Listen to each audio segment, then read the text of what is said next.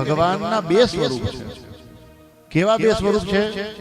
એક તો ભગવાન સાકાર છે અને એક ભગવાન નિરાકાર છે. ભગવાનનું સાકાર સ્વરૂપ કેવું છે? તો કહે કે ભગવાનનું સાકાર સ્વરૂપ છે એ ભગવાનનું સાકાર સ્વરૂપ મૂર્તિ સમાન છે.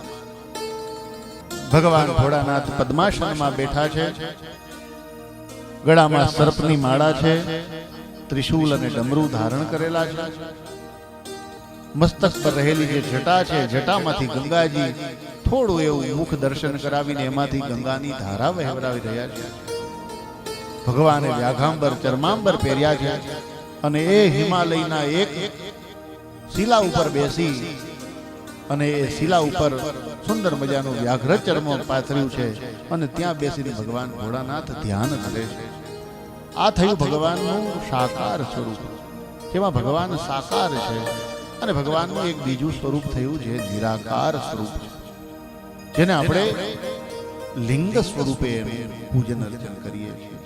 જે ભગવાન શિવજીનું શિવલિંગ છે એ શિવલિંગ એ નિરાકાર સ્વરૂપ છે. ઓમકાર છે ભગવાન, એ પણ નિરાકાર સ્વરૂપ છે. તો આવી રીતે ભગવાનના નિરાકાર સ્વરૂપની પૂજાનો મહિમા બતાવવામાં આવ્યો.